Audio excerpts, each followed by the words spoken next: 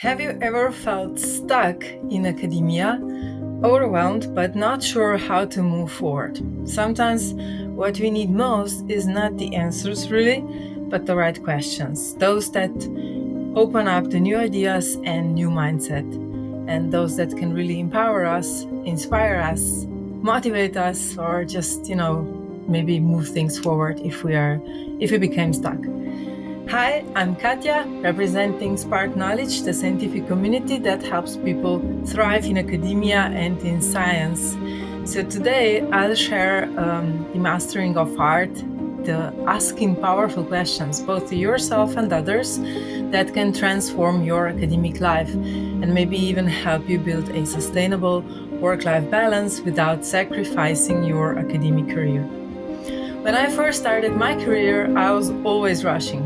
I tried to do everything perfectly, working for long hours, convinced that sheer effort would be enough to get the great results. But often, despite all that time and energy, what I hoped for didn't really happen. And I just missed important details. Sometimes there were those subtle nonsense or shades of gray that really make the difference. So looking back, I realized one of my biggest mistakes was that I didn't really listen carefully enough and I didn't ask enough. I was so focused on thinking, just ticking the boxes and moving fast forward that I didn't ask questions really. I didn't pause to clarify instructions or to explore what was really needed. I didn't ask the right questions to unlock deeper understanding and maybe discover some alternative paths.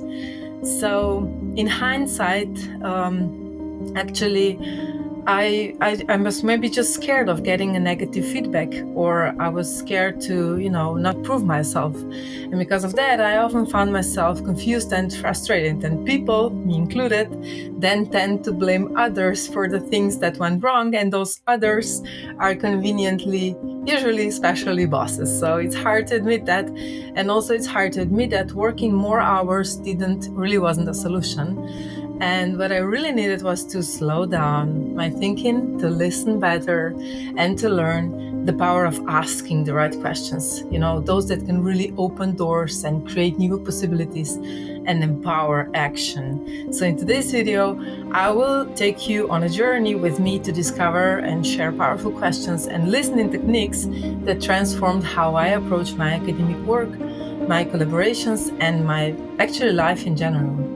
And those skills helped me build a sustainable work-life balance for sure, without sacrificing my career progression. So if you ever struggled with feeling overwhelmed or stuck or misunderstood in your academic journey, this video is totally for you. Listening is so much more than simply hearing the words someone says. It's about, creating the right space to truly understand what lies beneath the words that people are saying to you. What are the feelings, the values, maybe even the hopes that this person carries? And when you listen deeply like this, you don't just catch the surface meaning, but you want to tap into this fuller picture. And one of the most powerful ways to open that space and encourage deeper understanding is by asking open-ended questions. Those are like, what or how or why even. Like yes or no questions that invite actually exploration and reflection. And they give both of you a space to look beyond the obvious and dig more into some other possibilities. So instead of asking, for example, does this graph show an unexpected trend? It might be more productive to ask, could you help me understand which variables might be influencing the observed pattern here? This invites a deeper analysis and encourages your counterpart to explain underlying factors, opening the floor for more detailed conversation about possible interpretations or implications.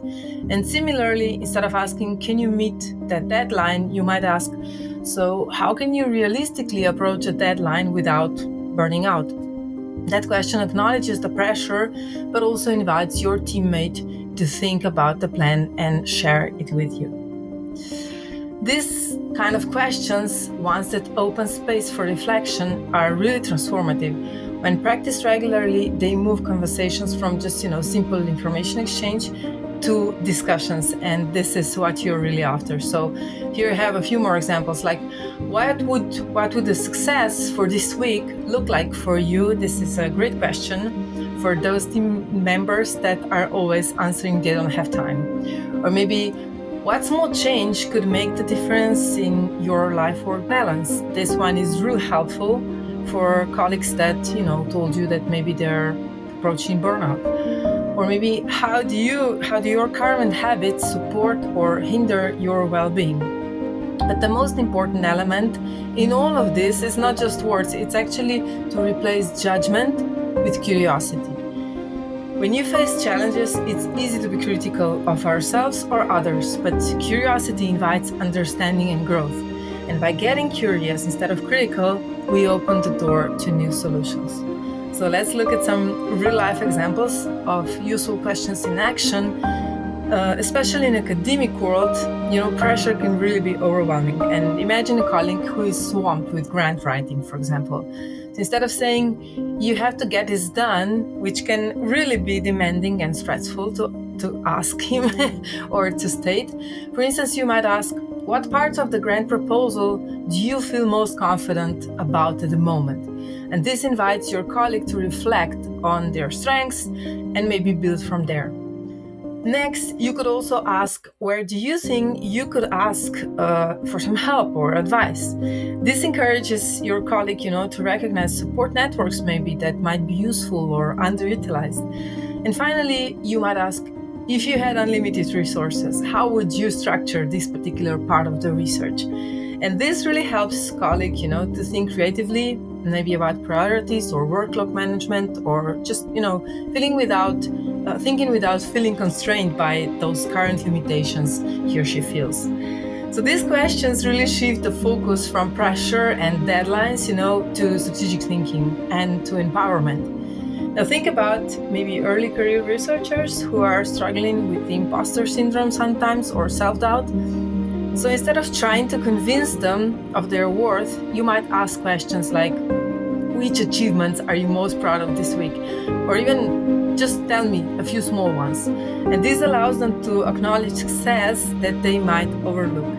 Another useful question that I use a lot is, how do you handle critical feedback right now? So did you get any? What do you think about it?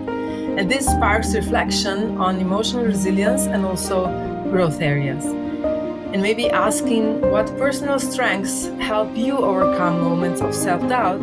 This is something that can help them reconnect with their inner resources. So for yourself, especially during tough weeks, also asking the right questions can be profoundly helpful to manage stress and maintain balance. So try asking, what is one thing I can do differently this week to ease my stress? So this will center if you're on the actionable steps rather than feeling just overwhelmed. Or maybe ask yourself, what energizes me and how can I include more of that in my routine? Because acknowledging what renews your energy is a key to sustainable work habits. And consider this great question. What boundaries do I need to set to protect my focus and my time? This for sure helps to define some practical limits that safeguard your well-being and productivity. So using questions like this promotes curiosity and reflection instead of judgment and pressure. And this mindset shift is really fundamental for real growth and sustainable success in academia. Now that I've seen some examples of powerful questions in action, maybe let's explore also how you can start using those questions in your daily academic life. So starting with yourself, begin by journaling. Take time regularly, whether daily or weekly, and write down your answers to meaningful questions. This practice is not about judging yourself, but also exploring what's working, what's sort of feeling challenging for you, and also where growth is possible. So write down the questions and the answers. So for example, you might journal about what success looks like for you this week, or what boundaries do you need to set to protect your time and focus. And then next, bring these kind of questions into your conversations, especially when you or someone else feels stuck or overwhelmed. When you notice those moments, instead of offering immediate solutions and judgments, really, ask open-ended questions. that invite reflection and possibilities. For instance, in meetings, you can start by asking, so what do you want to achieve today? This helps clarify intentions and also priorities right from the start. And in the end of the meeting or a work session, close by asking, so what are our next steps? This really encourages accountability and keeps momentum going while helping everyone else to focus on these actionable tasks. So try to develop a habit of reframing yes or no questions into open-ended, those that spark dialogue. For example, don't say, did you prepare a draft yet? You might maybe consider saying, how is the progress on the paper coming along? And are the results interesting? And this invites nuanced updates and opportunities to address the obstacles. You will really get to know what are the obstacles, where people are stuck, and how can you help. Remember to balance your listening with thoughtful questioning. Avoid rushing to give advice.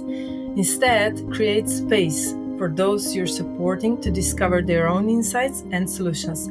Asking the right question is not something that you can do first time off. Sometimes it takes time to find the right question, so you need to ask more than once. And people usually feel inspired to do what they come up with, not what they are told to do. So powerful questions are really key that unlock clarity and motivation and balance, both for yourself and others in your team. They help you move from, feeling overwhelmed to gaining insight, from being really stuck to some meaningful action. And for me personally, learning to become more patient and ask more thoughtful questions rather than jumping to conclusions was absolutely vital. So this shift allowed me to better understand complex situations, avoid misunderstandings, and foster deeper collaboration. This message resonates.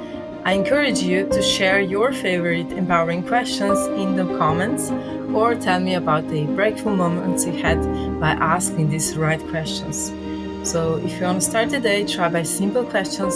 What's one positive change I can make this week to support my balance in academic life? For more guidance and tools, check out the guided self-assessment and free resources linked below. And let's shift together, from stress and burnout towards the insight and sustainability. Together we can really thrive in academia and in life. Until the next time, keep asking, keep growing, keep thriving, and engage.